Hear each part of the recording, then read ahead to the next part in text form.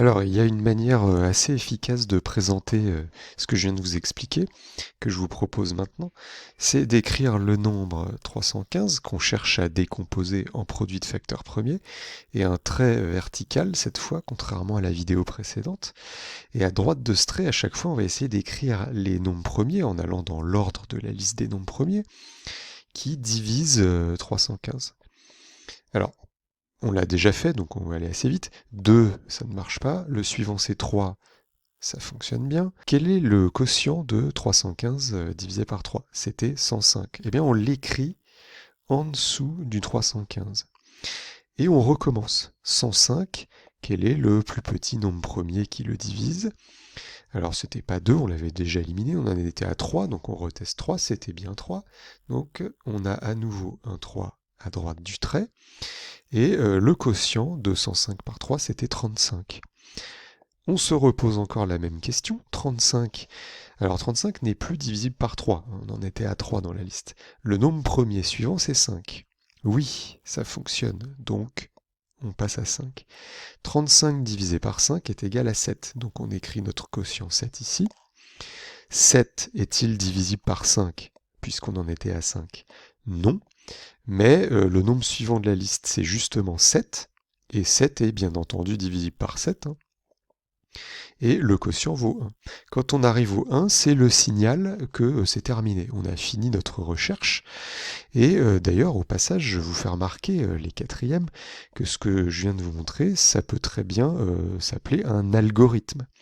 Ben oui, c'est une méthode qui suit des étapes précises et répétitives et qui s'arrête au bout d'un moment une fois qu'on a obtenu la réponse qu'on cherchait. Et là, le signal de fin, c'est donc 1. C'est quand on arrive à 1 en quotient. À partir de là, il est très simple de lire la décomposition. 315, vous voyez, il suffit de en fait regarder la colonne justement de droite. Et donc 315 est égal à 3 fois 3 fois 5 fois 7. Voilà, je vous conseille cette présentation qui est très efficace. Et j'en profite pour vous faire remarquer, plus tôt dans la vidéo, je vous avais expliqué pourquoi 1 allait être exclu des nombres premiers. Pourquoi 1 n'est pas un nombre premier. Et bien maintenant, je peux vous dire pourquoi.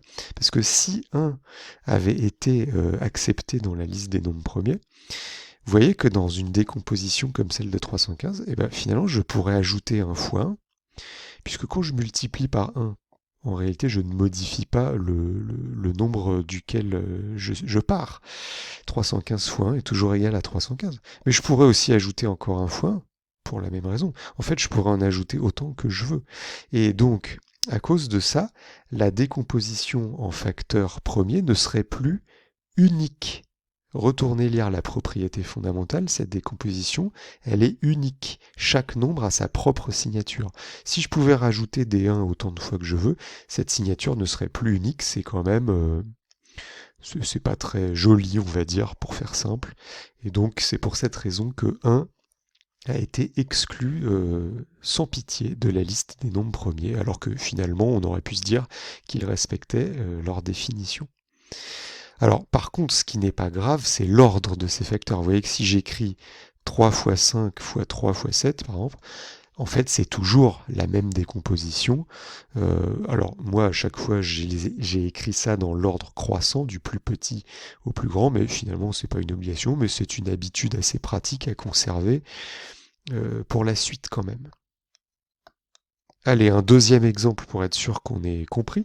Et cette fois, on va plus vite, on utilise directement cette nouvelle présentation avec le trait vertical. Alors 204, je révise mes critères de divisibilité. D'abord, c'est un nombre pair. Vous savez que le premier nombre premier, c'est 2. Donc je commence par 2. Comme 204 est un nombre pair, je peux le diviser par 2. La moitié de 204, c'est 102.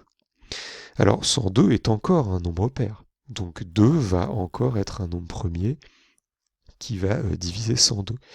La moitié de 102, cette fois, c'est 51. Alors 51 est un nombre impair, donc 2 ne peut plus le diviser. Donc c'est fini pour 2. Je passe au nombre premier suivant de la liste, et c'est 3. Alors est-ce que 51 est divisible par 3? Critère, 5 plus 1, 6. Ah oui, donc 51, je sais que c'est divisible par 3. Je peux déjà le mettre. Si je trouve pas le quotient de tête, bah écoutez, ça c'est comme vous voulez. Dans un coin, je pose la division. Je vous laisse faire. Vous trouverez 17. Alors 17, 17, eh bien 17 est dans la liste des nombres premiers. 17 est un nombre premier, bah donc c'est fini. Je ne peux pas diviser 17 par autre chose que 1 ou lui-même. Donc là, je divise 17 par lui-même, j'arrive à 1, à signal de fin, mon algorithme est terminé. Et donc la décomposition unique du nombre 204 en produit de facteurs premiers, c'est 2 fois 2 fois 3 fois 17. Autre petite remarque, les quatrièmes au passage, pendant que j'y pense. Vous pourriez aussi vous rappeler du chapitre des puissances au début de l'année. Vous voyez que 2 fois 2, on pourrait l'écrire 2 puissance 2. Bon, par contre, après mon 3 et mon 17, il n'y en avait qu'un. Donc eux, je les laisse comme ça. Et pour terminer, voilà la liste des nombres premiers que je vous avais demandé de chercher plus tôt en mettant pause. Vous pouvez vérifier. Et c'est comme ça qu'on conclut cette vidéo.